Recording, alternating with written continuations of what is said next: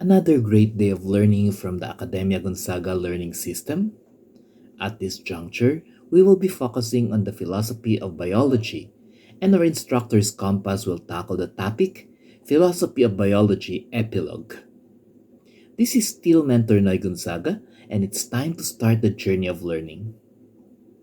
Philosophy of biology is in itself a unique course, as philosophy caters to reasoning and analytical organization of mental thoughts, while biology is the study of life and all the processes involved in it. While philosophy is a cognitive enhancement, biology is a procedural science that deals with experimentation and tangible learning.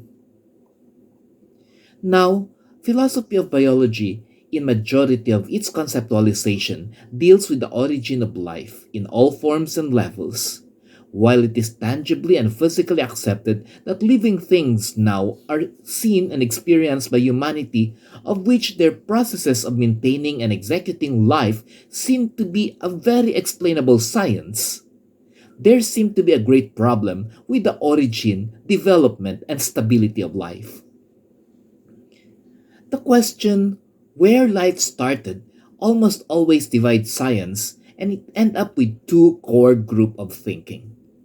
The evolutionists, who are atheists and do not recognize the God factor in the existence and beginning of life, and the creationists, wherein the belief is anchored upon the ideology that there was a being who has no beginning and end and started everything, which eventually end up in an organized situation of life in our universe.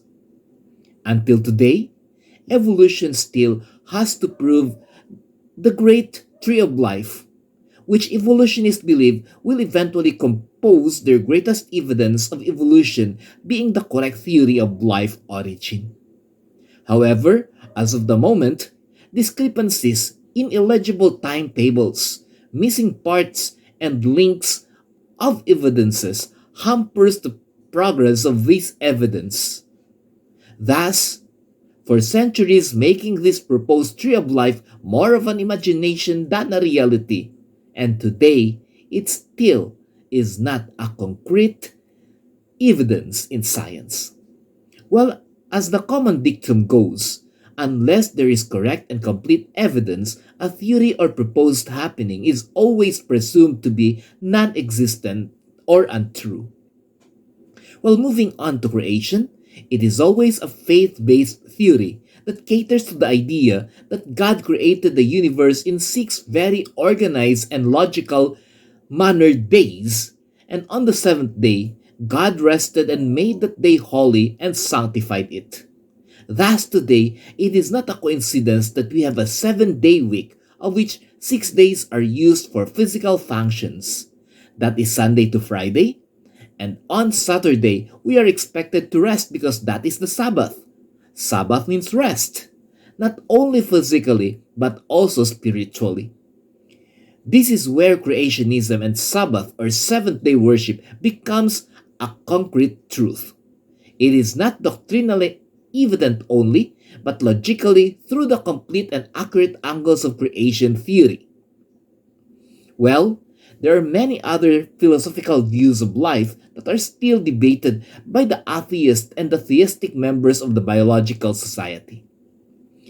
In specific, and in science by general, while it is true that everything can always be figured out in time, an involvement of a faith theory should not be considered a religious bias, but should be studied, proven, and tested, for it is a solution to the long debated origin of life.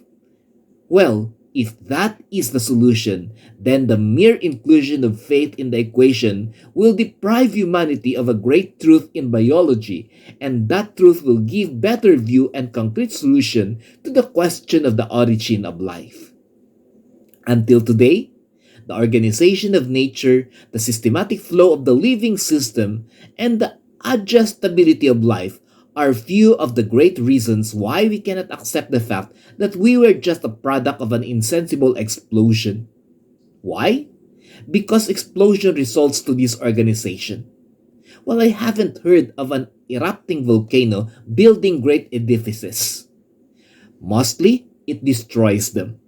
That is why these evidences are too great to swallow. Why is it that we believe that someone who is divine and supernatural created the universe in a fashion of accurate organization?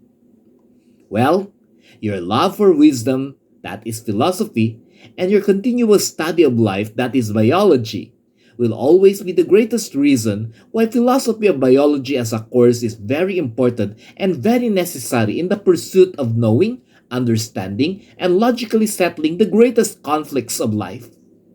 Life and reason will always be inseparable, and that is the main reason why there is a great salience for philosophy to be a part of biology. This is still the Academia Gonzaga learning system, and our area of learning is philosophy of biology. At this moment, let us always seek to study more so that we will also be greatly blessed intellectually. This is Mentor Noy Gonzaga, and your instructor's compass has finally pointed you to the direction of termination. Have an interesting life to everyone.